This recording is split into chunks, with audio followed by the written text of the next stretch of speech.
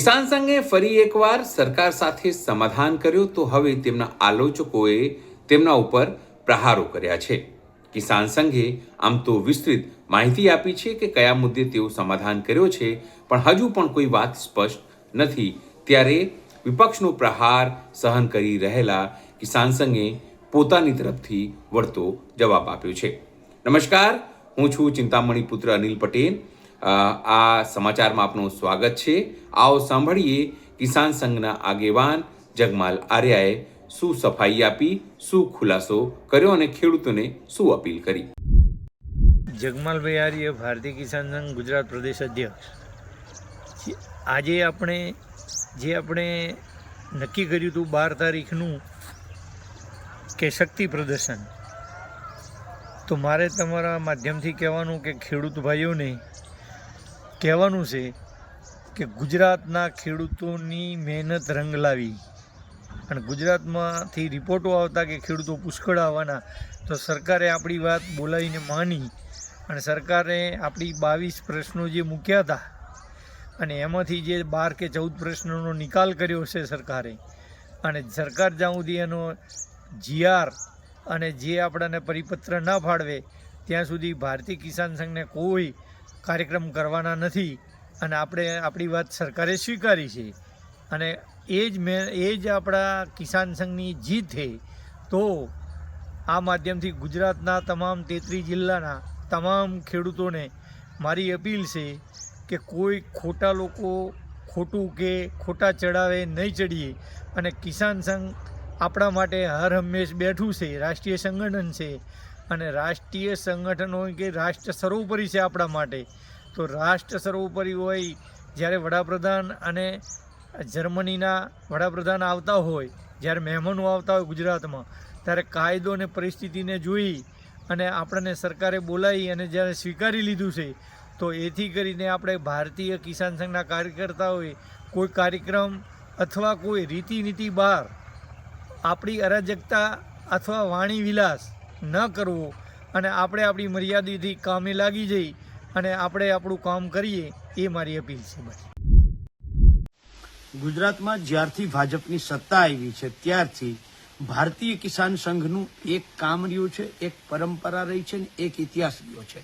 એ ઇતિહાસ સરકાર સાથે કુલડીમાં ગોળ ભાંગવો અને ખેડૂતોની પીઠમાં ખંજર ભોગવું, આ કામ ભારતીય કિસાન સંઘે આજે ફરીથી દોહરાવ્યું છે। ભારતીય કિસાન સંઘની 22 અલગ અલગ માગણીઓ પૈકી 12 માગણીઓને સ્વીકાર કરી લીધો છે। એમ કરી અને 12 તારીખે જે આંદોલન થવાનું હતું એને મોકૂફ રાખ્યું છે। આવી જાહેરાત હમણાં મેં જોઈ ત્યારે સવાલ એ થાય છે કે જે મુદ્દાને લઈને આંદોલન ઊભું થયું હતું કચ્છમાં, વાંઢિયામાં વીજ પોલના પ્રશ્નને લઈને, અને આખા ગુજરાતના ખેડૂતો બહુ સ્પષ્ટ માગણી કરે છે કે વીજ પોલ દીઠ ઓછામાં ઓછા 2 કરોડ રૂપિયા આપો, અથવા તો 2013ના જમીન સંપાદનના કાયદા મુજબ માર્કેટ ભાવના 4 ગણું ખેડૂતને વળતર આપો। તો શું આ માગણી સંતોષાઈ ગઈ છે? તો જાહેર કરે કે આ માગણી સંતોષાઈ ગઈ છે, સરકારનો લેખિતમાં જાહેરાત કરે।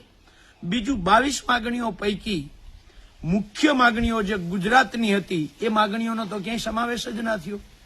દાખલા તરીકે જમીનમાં આપણી સંપૂર્ણપણે રદ કરવામાં આવે, ગુજરાતના ખેડૂતનું દેવું સંપૂર્ણપણે માફ કરવામાં આવે, ગુજરાતમાં છેલ્લા 6 વર્ષથી પાક વીમા યોજના બંધ છે એ સરકારી કંપનીના માધ્યમથી ચાલુ કરવામાં આવે, ગુજરાતમાં ટેકાના ભાવે એટલે કે એમએસપી C2+50 આ કાયદો બનાવવામાં આવે, ગુજરાતમાં ડુપ્લિકેટ દવા, ખાતર, બિયારણ જે છે સંપૂર્ણપણે બંધ કરવામાં આવે, ખાતરની સાથે આપવામાં આવતું નેનો કે અન્ય જે બાય પ્રોડક્ટ છે એ આપતું સંપૂર્ણ બંધ કરવામાં આવે, ગુજરાતના ખેડૂતોને દિવસે 10 કલાકની વીજળી આપવામાં આવે। આ માગણીઓ તો ક્યાંય એમાં છે નહીં। માત્ર અને માત્ર કુલડીમાં ગોળ ભાંગવા માટે સ્ટેમ્પ ડ્યુટી ને આવી ન જાણે ક્યાંથી કેવી માગણીઓ ઉપાડી અને સરકાર સામે બેઠક કરે છે અને મુખ્ય માગણીઓને બાજુએ મૂકે છે, અને ખેડૂતોમાં જે દેવા માફીને લઈને એક આવે ગુસ્સો ઉભો થયો હતો, જે આ વીજ કંપનીઓ સામે જે ગુસ્સો ઉભો થયો હતો, એ ગુસ્સાને કેવી રીતે શાંત પાડી અને સરકારને બચાવવાનું કામ એટલે ભારતીય કિસાન સંઘનું ભાજપની ભગીની સંસ્થાનું અને આ જ કામ આજે ફરીથી ગુજરાતના ખેડૂતોની પીઠમાં ખંજર ભોંકવાનું, ગુજરાતના ખેડૂતો સાથે દગો કરવાનો અને સરકાર સાથે કુલડીમાં ગોળ ભાંગવાનું કામ ભારતીય કિસાન સંઘે કર્યું છે. ભારતીય કિસાન સંઘે ખેડૂતોના મુદ્દે 12મી જાન્યુઆરીએ શક્તિ પ્રદર્શન કરવાની જાહેરાત કરી હતી. ખેડૂતોની ઘણી બધી માગણીઓ હતી. એ વખતે જ મેં સંભાવના વ્યક્ત કરી હતી કે ભારતીય કિસાન સંઘ ખેડૂતોને ગેરમાર્ગે દોરશે. આજે સમાચાર છે કે વડાપ્રધાન આવવાના છે એટલે એમણે એ કાર્યક્રમ કેન્સલ કર્યો છે, મોકૂફ રાખ્યો છે એવું કહે છે, પણ નવી કોઈ તારીખ જાહેર નથી કરી. આ ફેરફાર કોણે કર્યો? તો એમની બૃહદ કારોબારીએ કર્યો.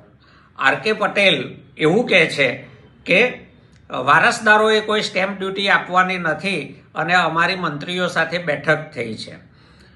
મંત્રીઓ સાથે બેઠક થઈ એની વિગતવાર તમે કેમ જાહેરાત નથી કરતા? કોણ કોણ હતા? ખેડૂતો પક્ષે કોણ કોણ ગયું હતું? આ આખી વાતનો જન્મ થયો હતો કચ્છમાં અદાણીની પાવર લાઈન નાખવાના મુદ્દે ખેડૂતોને જે અન્યાય થઈ રહ્યો છે અને પોલીસનો દુરુપયોગ થઈ રહ્યો છે એને લઈ અને સામખિયાળી હાઈવે જ્યારે ખેડૂતોએ બ્લોક કર્યો ત્યારે આ શક્તિ પ્રદર્શનની વાત, ખેડૂતોનું ઉભરતું આંદોલન, એક તરફ વીજ લાઈનો, હાઈ ટેન્શન લાઈનોને કારણે થતો ખેડૂતોને અન્યાય, બીજી તરફ કડદાકાંડ, એમ જ્યારે બધી બાજુથી ખેડૂતોના પ્રશ્નોનો ચરુ ઉકળી રહ્યો હતો ત્યારે એને ઠંડો પાડવા માટે ભારતીય કિસાન સંઘ દાખલ થયું હતું. એણે અગાઉ પણ તમે જો જોશો તો ભારતીય કિસાન સંઘનો ટ્રેક રેકોર્ડ આ જ રહ્યો છે. એ આરએસએસ પ્રેરિત સંસ્થા છે, ભાજપની ભગીની સંસ્થા છે. જ્યારે ભાજપ સત્તામાં નહોતું ત્યારે લાખોના ખેડૂત સંમેલનો ભારતીય કિસાન સંઘ કરતું હતું. એણે વૃક્ષોએ કાપીને રોડ બ્લોક કરેલા છે. જ્યારથી ભાજપ સત્તામાં આવ્યું ત્યારથી ભારતીય કિસાન સંઘ માત્ર સજીવ ખેતીની વાત કરે છે. કોઈ પણ હાઈવેને લઈને જમીન સંપાદનનો મુદ્દો હોય, કિસાન સંઘ મૌન. એસઆઈઆરમાં સીધી ખેડૂતોની જમીન કપાતની વાત હોય, ભારતીય કિસાન સંઘ મૌન. ખેડૂતોના ભાવનો પ્રશ્ન હોય, ભારતીય કિસાન સંઘ મૌન. ખેડૂતોના થતા કડદાનો મુદ્દો હોય, ભારતીય કિસાન સંઘનું મૌન. હાઈ ટેન્શન લાઈનો માટે ઉદ્યોગપતિઓના લાભાર્થે નખાતી આ લાઈનોમાં ખેડૂતોને થતો અન્યાયનો મુદ્દો હોય તો પણ ભારતીય કિસાન સંઘ મૌન. સિંચાઈના પાણીનો પ્રશ્ન હોય, ભારતીય કિસાન સંઘ મૌન.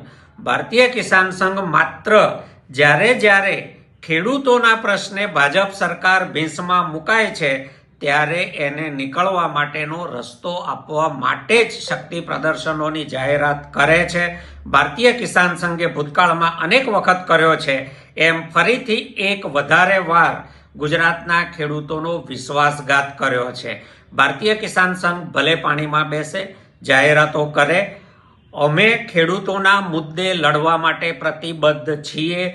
ચાહે એ કડદાનો પ્રશ્ન હોય, જમીન સંપાદનનો પ્રશ્ન હોય કે હાઈ ટેન્શન લાઈનોનો પ્રશ્ન હોય. ભારતીય કિસાન સંઘ જો આ બાબતમાં નક્કર જાહેરાત સરકારના મંત્રીઓ પાસે નથી કરાવતી તો આગામી દિવસોમાં આમ આદમી પાર્ટી આ જ મુદ્દાઓને લઈને ગુજરાતના ગામડા ખૂંદશે, ખેડૂતોને સંગઠિત કરશે અને ગાંધીનગરમાં અણધાર્યું, કોઈએ કલ્પ્યું નહીં હોય એવું શક્તિ પ્રદર્શન કરી અને ખેડૂતોના પ્રશ્નોનો ઉકેલ લાવીશું.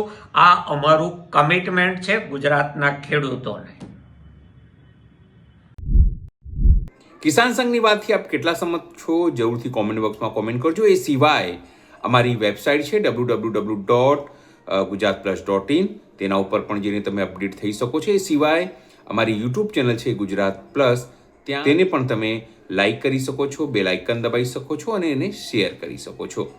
અત્યારે માટે બસ આટલું જ. નમસ્કાર.